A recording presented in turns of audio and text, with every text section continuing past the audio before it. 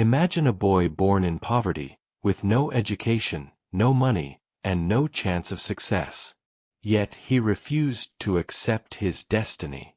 This is the incredible true story of Chung Ju-yung, a farmer's son who ran away from home and built Hyundai, one of the world's greatest empires. Chung Ju-young's story began in the quiet countryside of Korea, where life was simple but hard.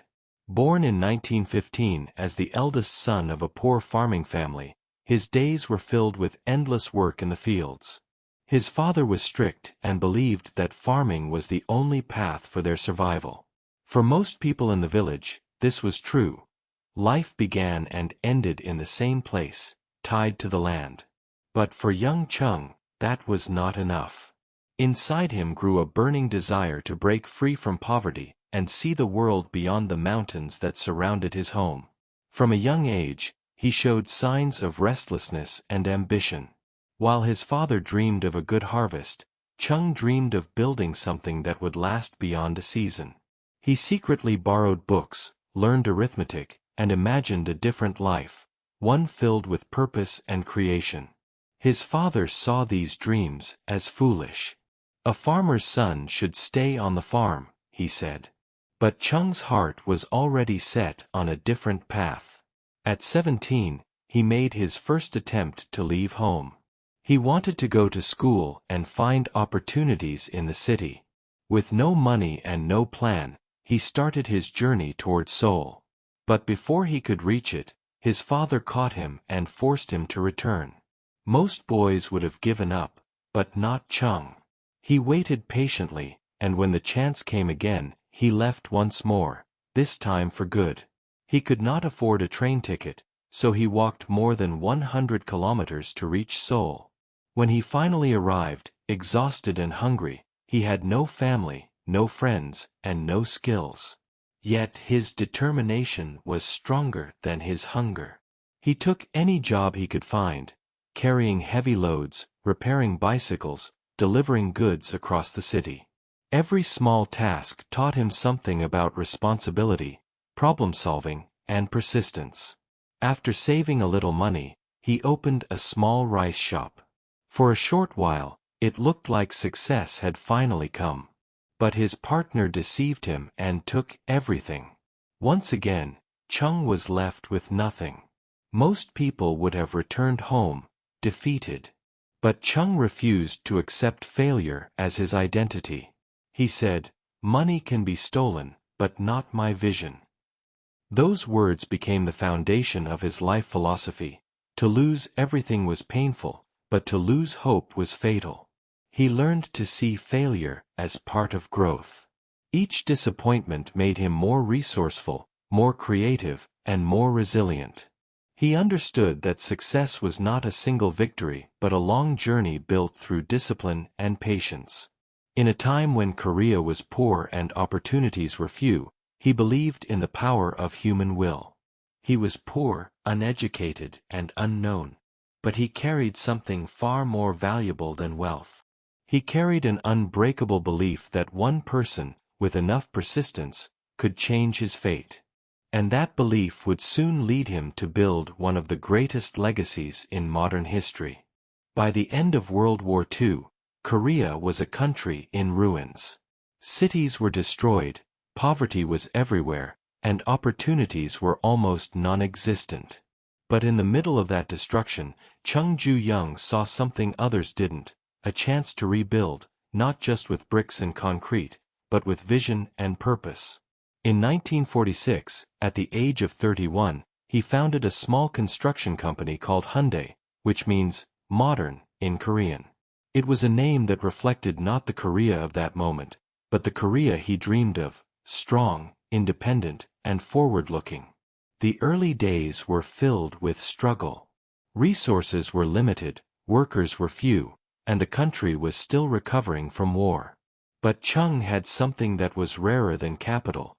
He had faith in progress. While many businessmen played it safe, he believed that greatness only comes from daring to do what others fear.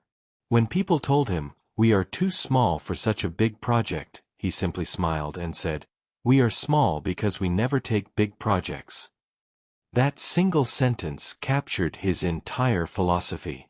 It was not size or experience that determined success, but courage and commitment. His chance to prove this came in the 1960s when the Korean government assigned Hyundai a task that seemed impossible: to build a bridge across the Han River. At that time, Hyundai had never built a bridge before. The project was beyond their experience, and many doubted that a local company could handle it. But Chung accepted without hesitation. He told his team, "If we can dream it, we can build it." The project faced endless difficulties: lack of machinery, lack of skilled workers, and tight deadlines. Yet under his leadership, Hyundai completed the bridge in just 4 months. When the Han River Bridge opened, it was more than a structure of steel and concrete. It was a symbol of Korea's rebirth and the arrival of a new era of confidence. People began to see Hyundai not as a small construction firm, but as a company that represented the courage of an entire nation. But Chung was not satisfied. He had bigger dreams, dreams that reached beyond land and into the sea. In the early 1970s, he made a bold decision: to build ships in Korea, even though the country had no shipbuilding experience, no shipyard, and no advanced technology. Many called it madness. Some foreign experts laughed at the idea. But Chung saw something they didn't: potential. He believed that Korea's greatest strength was not in its resources, but in its people's determination to learn and adapt. To make his vision real, he traveled to England and met with shipbuilding investors. With nothing but blueprints and confidence, he persuaded them to believe in his dream. His passion was so strong that they agreed to invest. Within a few years, Hyundai Heavy Industries was born, and in 1974, Korea launched its first large ship. That moment marked the beginning of Korea's transformation into one of the world's leading industrial powers. From a small construction office to massive shipyards that stretched along the coast, Hyundai became a symbol of possibility. Chung Ju-yung had once walked 120 kilometers to chase a dream. Now, he was leading a nation to dream bigger than ever before.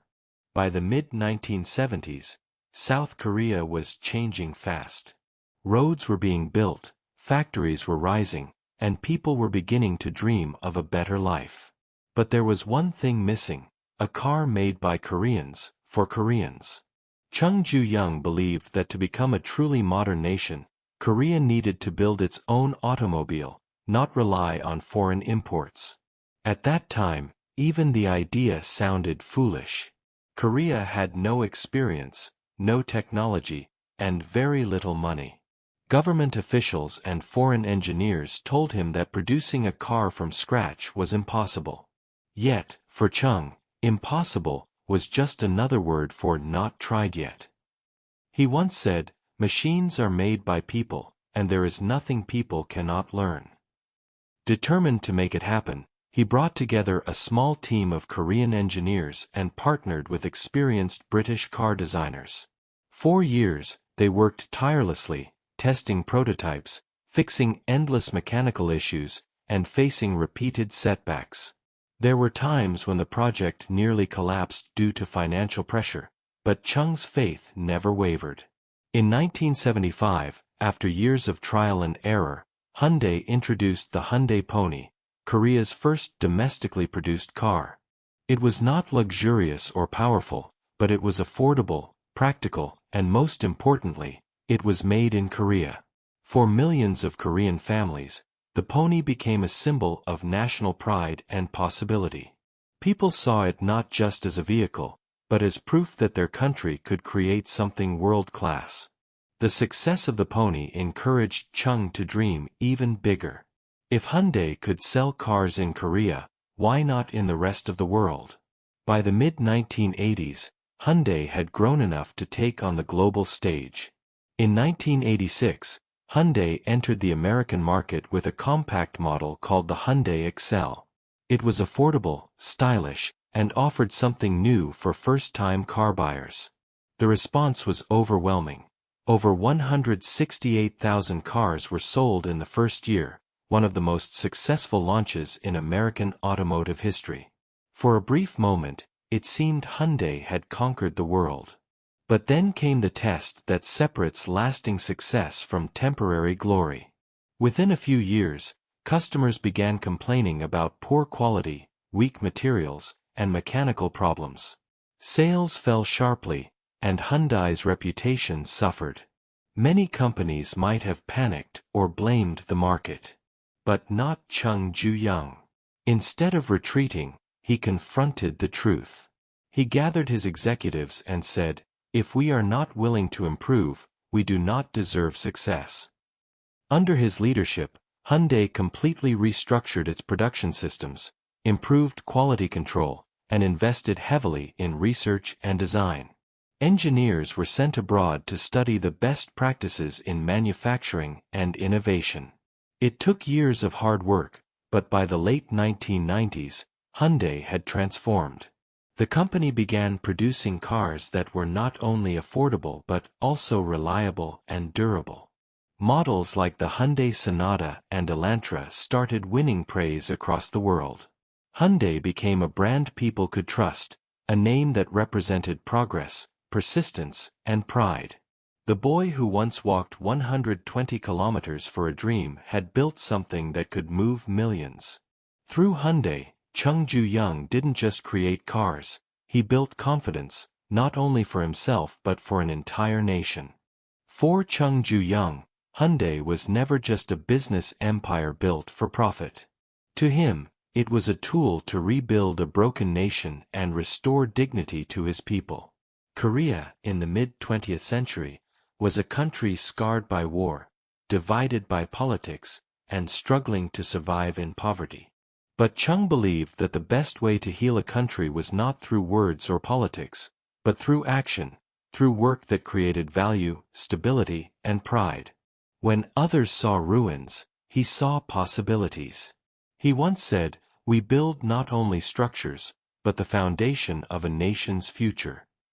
Under his leadership, Hyundai became deeply involved in Korea's reconstruction after the Korean War.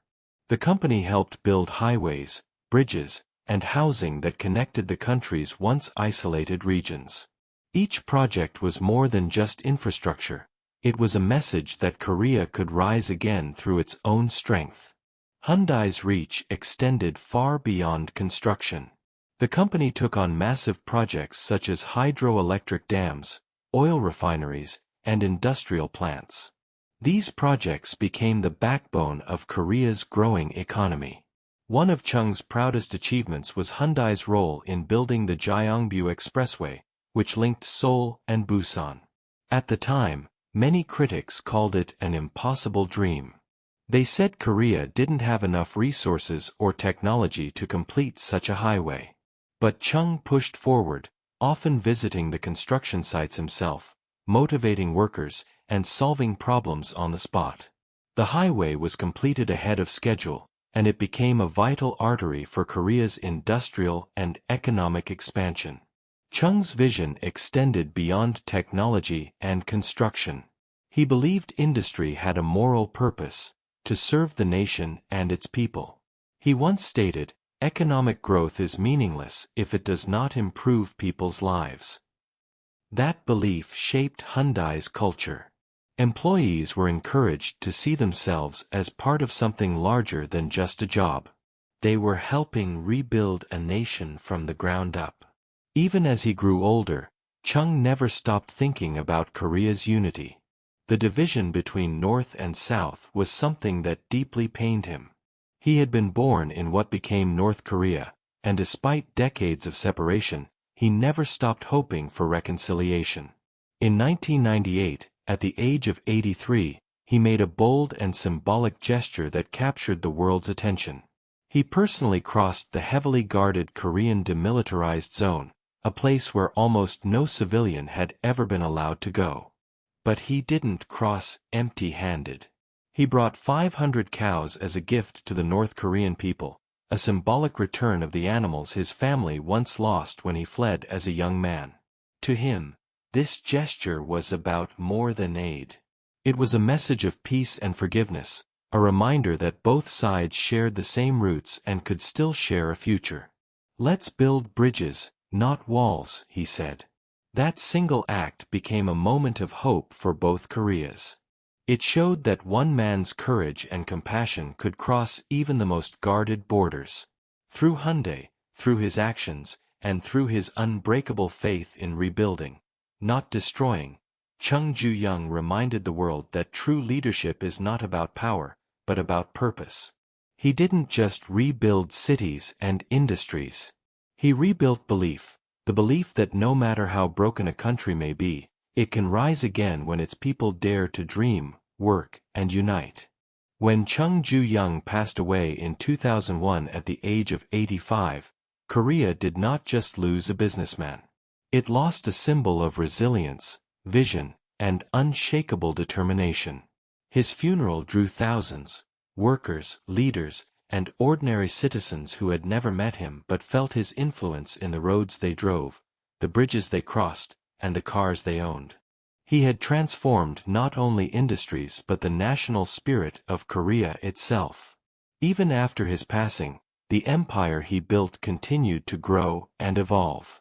Hyundai Motor Company, Hyundai Heavy Industries, and Hyundai Engineering and Construction each became leaders in their respective fields, spreading the name Hyundai, meaning modern, across the world. Each branch carried within it the values of its founder: discipline, integrity, and courage to dream beyond limitations. But what made Chung Ju-yung a legend was not just what he built, but how he thought. He believed that greatness was never granted, it was earned through relentless action. In his own words, success is not achieved by those who wait for perfect conditions, but by those who act in imperfect ones. That philosophy defined his entire life. He had no formal education, no wealthy connections, no resources, only an unstoppable belief in his own potential. His life offers timeless lessons for anyone striving to rise from humble beginnings. The first is that you don't need permission to dream. No one told Chung he could build a company, a bridge, or a car. In fact, most people told him he could not. Yet he refused to let others define his limits. Dreaming boldly is not arrogance, it is courage in its purest form. The second lesson is that failure is not the end, it is preparation. Chung failed many times. His rice shop collapsed, early projects fell apart, and his first attempts at manufacturing were full of mistakes. But instead of seeing failure as defeat, he treated it as feedback. Every mistake revealed a lesson, every obstacle strengthened his will. That mindset turned setbacks into stepping stones. The third lesson is that true leadership is not about power, it is about service. Chung lifted others as he climbed. He gave jobs to thousands, created opportunities for small suppliers, and built infrastructure that improved millions of lives. He believed that business should not only make profit, but also make progress for society. A leader's job, he said, is not to stand above others, but to build the ground where others can stand taller. Finally, his legacy reminds us that character, not money, builds empires. Money can vanish overnight, but integrity, work ethic, and vision endure. Chung's empire survived political shifts, economic crises, and even his own death because it was built on values, not vanity. Today, Hyundai stands as one of the most respected names in the world. But beyond the skyscrapers and machines, it represents a deeper truth, that one determined mind, fueled by purpose and perseverance, can transform a country. Chung Ju-yung proved that destiny is not given by birth or circumstance. It is built by courage, discipline, and the refusal to quit. His life was not only the story of Hyundai, it was the story of human potential itself. Chung Ju-young's story reminds the world that greatness often begins in silence, in small villages, in the hands of dreamers who refuse to give up. He had no degree, no inheritance, and no network of influence. What he did have was a powerful vision of a better life, and an unshakable belief that hard work could turn that vision into reality. He once said, "When others sleep, I dream. When others doubt, I build." Those words became a reflection of his life's philosophy, that progress belongs to those who act, not those who wait. He believed that every obstacle carried an opportunity inside it, and every person had the ability to rise above their circumstances if they were willing to endure. His legacy can be seen everywhere. Every Hyundai car that drives on the road, every ship that sails under the Hyundai name, every bridge and building that bears the mark of his company, all of them are monuments to human perseverance. But his true gift to the world is not the steel, the engines, or the skyscrapers. It is the mindset that turned a poor, war-torn country into one of the most advanced nations in the world. Chung Ju-yung transformed not only industries but also identities. He showed the people of Korea, and people everywhere, that poverty is not permanent, and failure is not final. What defines a person is not the weight of their past, but the strength of their persistence. His life taught that those who begin with nothing can still leave behind everything, if they dare to keep moving forward.